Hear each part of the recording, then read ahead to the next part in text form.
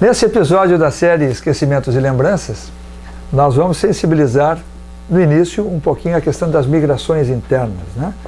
Como é que esses imigrantes, os filhos desses imigrantes, como eles começam a se mobilizar. E depois nós vamos falar, com muito prazer, aliás, dessa questão da industrialização, da qual tomaram parte importante os imigrantes e os filhos deles.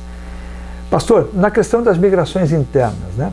O senhor, num dos episódios anteriores, o senhor mencionava que o planejamento, a alocação dos imigrantes em vários, digamos assim, em várias fronteiras, né? Tanto aqui no Rio Grande do Sul, ocupando matas, né? Santa Catarina, Paraná e Mato Grosso e por aí afora, né? Chegando até, o senhor mencionava o projeto Calha Norte, né? Mas essas migrações internas também se davam por conta das famílias numerosas, né? Sim. Como é que isso acontecia, pastor? Qual foi a importância dessas migrações internas, vamos dizer assim, sobretudo no século XIX? Né? Acho que a gente pode fazer uma leitura da história do Brasil também como uma história das fronteiras agrícolas. Nós temos sucessivas fronteiras agrícolas, sempre novas áreas de colonização. Né? Cada geração poderia contar disso. Eu me lembro quando viajei para o oeste do Paraná pela primeira vez, e depois, quando conheci minha esposa, ela falando que o avô, certa feita, tinha ido para a região de Marechal Cândido Rondon para ver se não se transferia para lá. Então, e hoje tenho o filho morando no Mato Grosso, também área de nova fronteira agrícola. O que levou a isso? Então eu quero me reportar primeiro a um programa anterior. Era o povoamento do Brasil, ocupação territorial. Então quem libera novas fronteiras agrícolas são os nossos governantes, por N razões, né, estratégicas. O oeste do Paraná foi liberado para Foz do Iguaçu, que era uma colônia militar, não ficar sozinha. Né? Então você tem que liberar essas áreas. Originalmente nós tivemos no Rio Grande do Sul colônias imperiais. São Leopoldo foi uma colônia imperial. Posteriormente, quando em 1830 o parlamento brasileiro tira do governo central as verbas para promover colonização, se cria uma nova lei permitindo que as províncias promovam a colonização. Então nós vamos ter algumas colônias provinciais no Rio Grande do Sul, mas o governo provincial gostou de terceirizar a colonização e permite, por exemplo, que o senhor Winter vai criar a Picada Winter, que hoje se chama Bom Princípio e outros, ou permite que Kochenborger e Moraes colonizem Montenegro, né? E os Schreiner, os Ele colonizem os interiores do Vale do Caí. Então, mas você nunca abre todo o território, sempre vai ter um avanço para isso. E agora vem, de onde vem o gado humano para fazer essas áreas? Né? Você pode fazer isso como fez Rheingans com a colônia de São Lourenço, importando pomeranos, que são levados para lá e onde até hoje se conservou o idioma pomerano, que não é mais falado na Europa. Né? Ou você podia fazer colonizações mistas, não do ponto de vista religioso, mas trazendo os filhos dos primeiros imigrantes e importando novos imigrantes que vinham da Europa.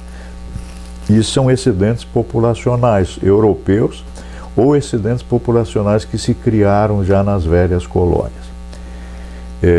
E esses excedentes populacionais vinham do novo modelo agrícola que se tinha implantado, que era pequena propriedade, para nós hoje não mais tão pequena, 75 hectares, depois 50 e finalmente 25 hectares, que era o módulo, uma colônia, né?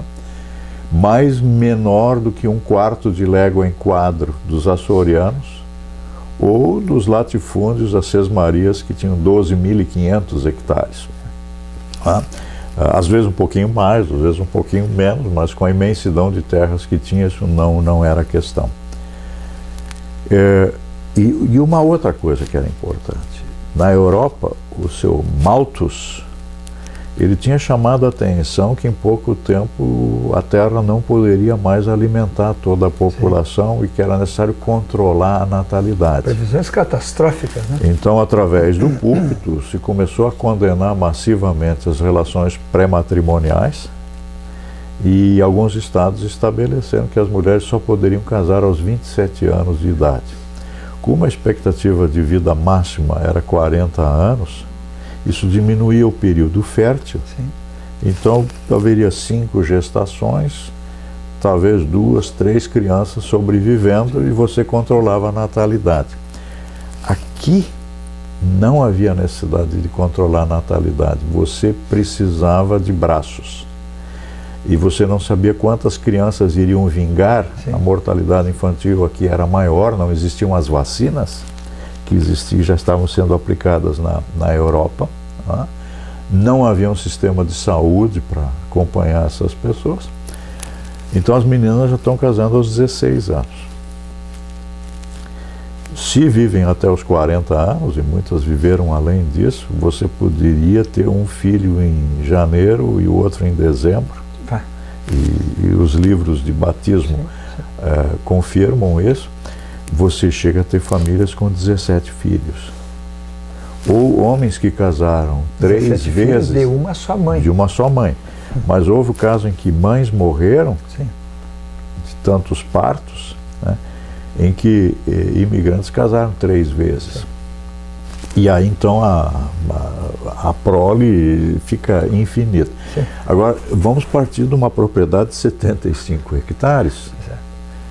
Mesmo com 10 filhos, vai sobrar uma fatiazinha de 7 hectares, e você não vai conseguir sobreviver.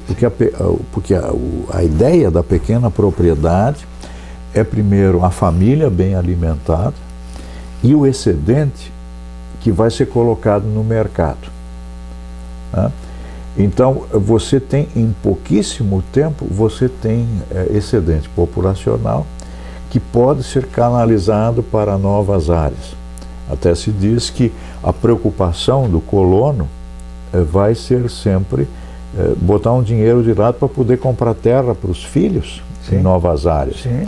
Porque de 1850 em diante você só tem acesso à terra por escritura de compra e venda. Sim. Não há mais doação de terra. Terra gratuita.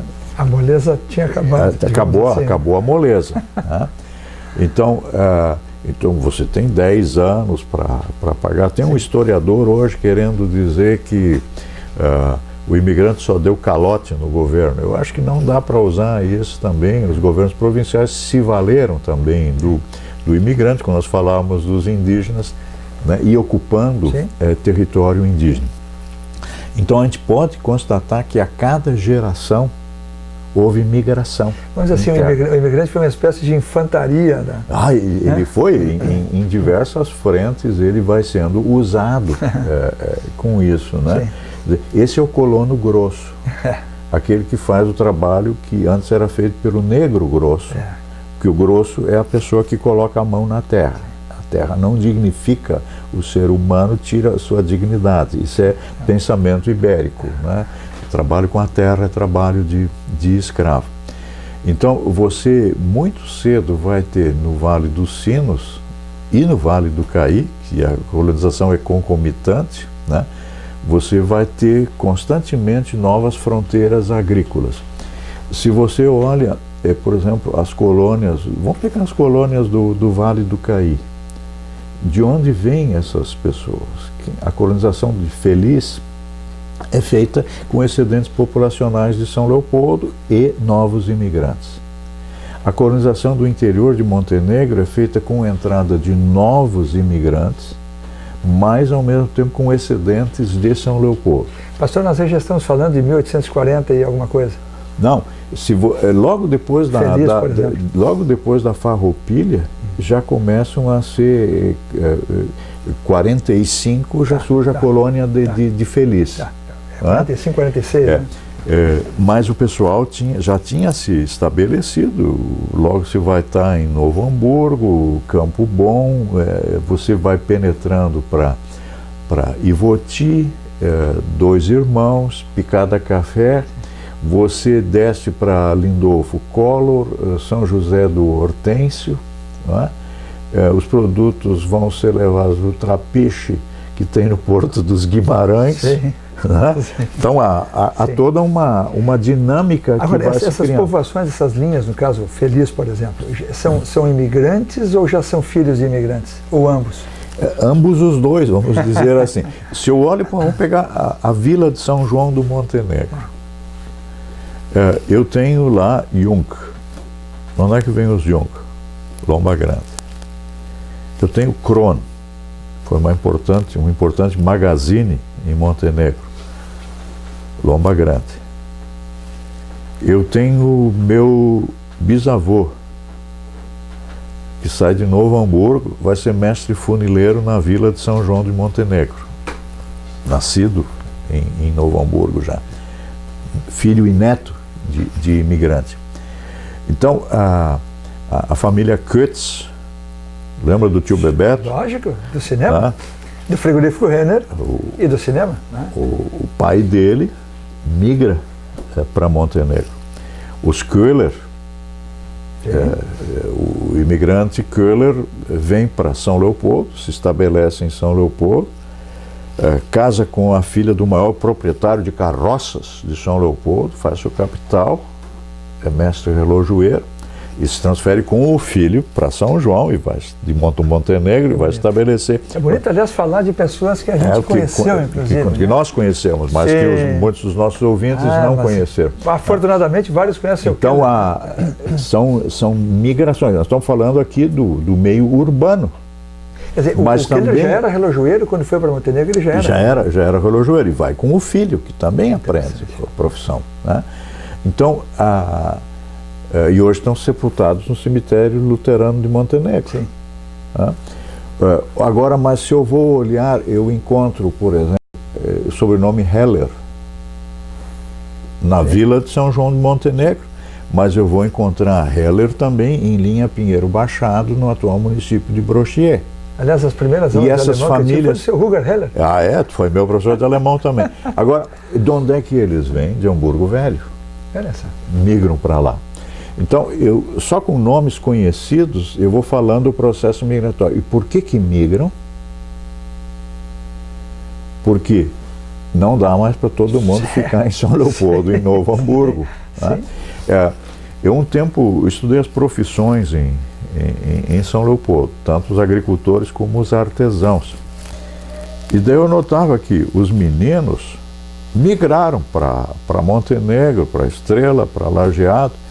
Eu digo, mas quem é que continuou com a oficina do pai? Sim. E daí uma das minhas bolsistas perguntou, o senhor não perguntou pelos genros? Quem é que casou com as filhas do artesão? Sim. E realmente a coisa muda, a firma muda de nome, de repente. Então, que interessante, isso lembra um pouquinho corporações de ofício, né, professor? Não lembra um pouquinho? As corporações, elas têm as questões, mas agora eu vou pegar os agricultores. Vamos pegar a região de São Vendelino, que o conde de Monravel, um belga, vai criar uma colônia ali. Você tem familiares que estão ligados à história de São Vendelino. Mas, como eu não conheço tanto essa história, eu vou pegar outro aspecto. Eu fiz uma observação interessante, que muita gente que vem ali para as colônias do Monravel, que é uma área altamente montanhosa, sem dúvida. Até Carlos Barbosa, aquilo é terrível ali. E se eu olho aquelas terras, para trabalhar aquelas terras, terrível. Então eu acompanhei assim, a trajetória de diversas famílias. Mesmo com mecanização, não deve ser muito fácil. Imagina a época. Mas não dá para mecanizar aquela área. Não. Na época não existia isso. Então, o que esse pessoal foi? Procura terra menos montanhosa. Eu peguei algumas famílias que acompanhei a trajetória de algumas famílias que saem ali da região de São Vendelino e vão cair no Maratá, linha Pinheiro Machado até o Novo Paris. Sim. Tá? Elas migram para lá e, convenhamos que aquela área não é plana. Por que hoje se planta acácia naquela Sim. região? Porque plantar milho ali é um problema para colher depois. Né? Então, por isso hoje é uma área de carvoeiros, em grande parte. Então, eu acompanhei uma família, e agora vamos pegar um nome, que vem da Prússia Oriental, hoje Polônia, na região dos Lagos Mazúricos, onde foi inventada a mazurca. Veja só. Em polonês, os Lagos Mazúricos é a mazurca. Que Chopin imortaliza. Isso. Tá? Então, a família Polenz, o sobrenome não nega a origem polonesa, né? Mas falam um alemão. Sim. Então, essa família vai para São Vendeleno, migra depois para Novo Paris. Ali, as filhas que vieram junto na imigração vão se engraçar em dois rapazes da família Kleber, o pessoal hoje diz Kleber, no interior de Montenegro,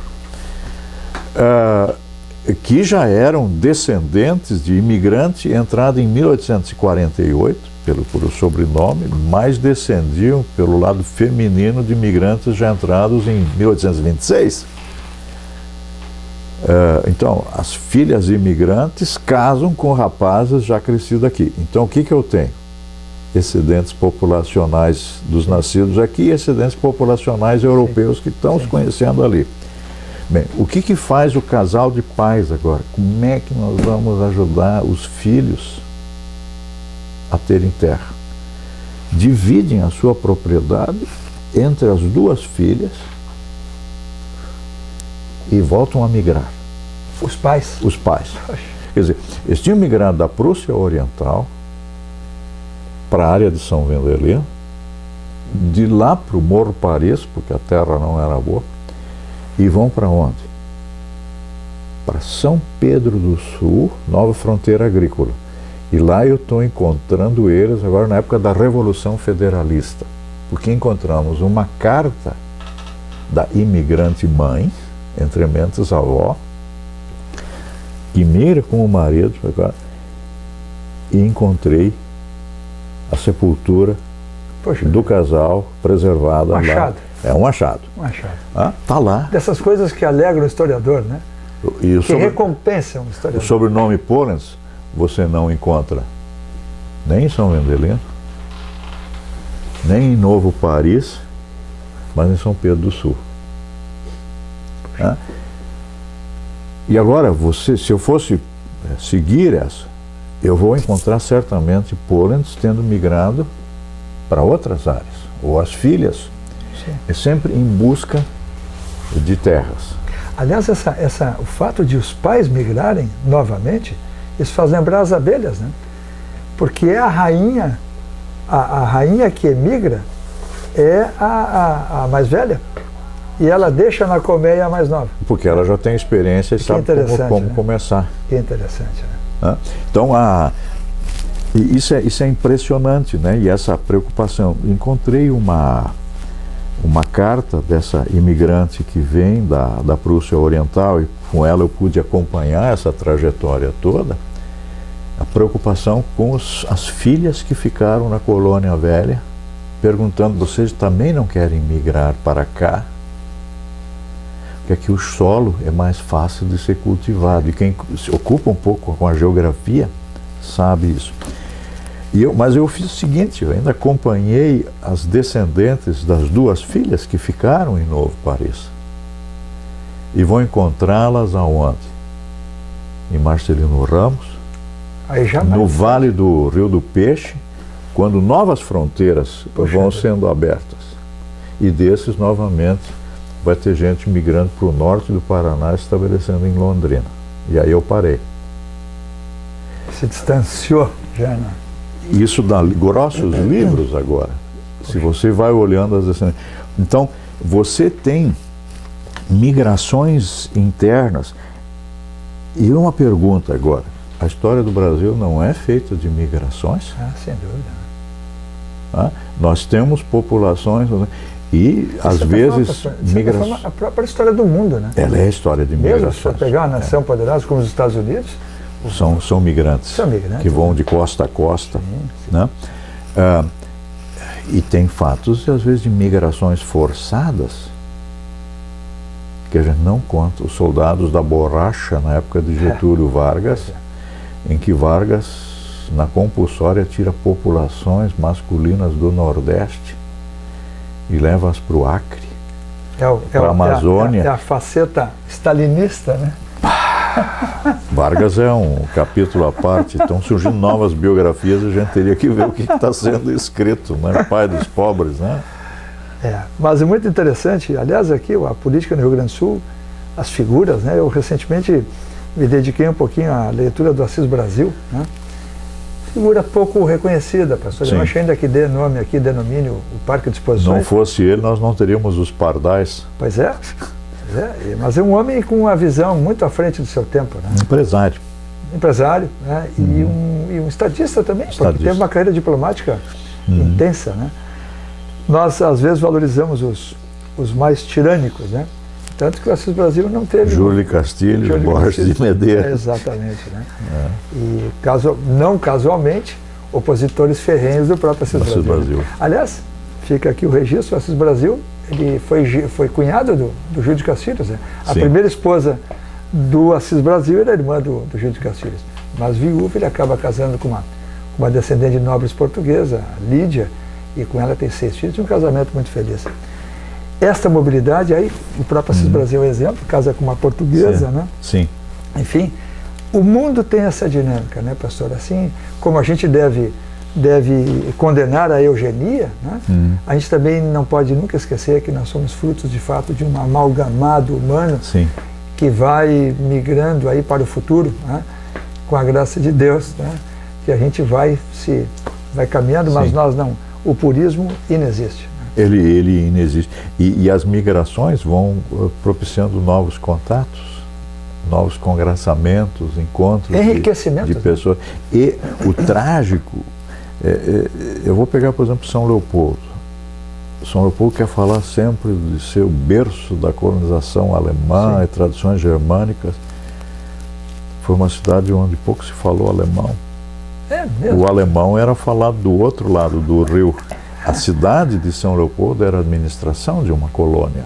E aqui estavam funcionários lusos, que falavam o português. Já em 1920, pessoas que visitavam se queixavam, dizendo que a língua franca de São Leopoldo era o português, e não mais o alemão, né? Eu acho exemplar a situação de Ijuí. Lá se faz todos os anos a festa das etnias, para lembrar das muitas etnias que estabeleceram, né, em Ijuí, né? Lá você tem letos, você tem estonianos, você tem poloneses, italianos, alemães, que você imaginar de etnia, além dos portugueses, traduções africanas e indígenas, você encontra tudo em Ijuí, e eles têm sabido valorizar essa pluralidade. Muito sábio. Muito sábio. Gerando uma nova coesão, né, pastor? Eu acho que isso é fundamental. Uma coesão dos diferentes, né? Isso é fundamental. Isso é bom para o país. E dá para todas as populações o direito ao acesso à sua história ancestral, né? Isso faz com que nós criemos seres humanos com raízes e não pessoas desenraizadas. Sabem de onde saíram, né? E, portanto, tem mais chance de saber para onde vão. E entender o outro que é diferente. Sem dúvida. Respeitá-lo, né? Muito bem, um episódio maravilhoso, mostrando um pouquinho da dinâmica dos imigrantes e dos seus filhos aqui. E no próximo episódio, então, nós trataremos da industrialização do Rio Grande do Sul em particular.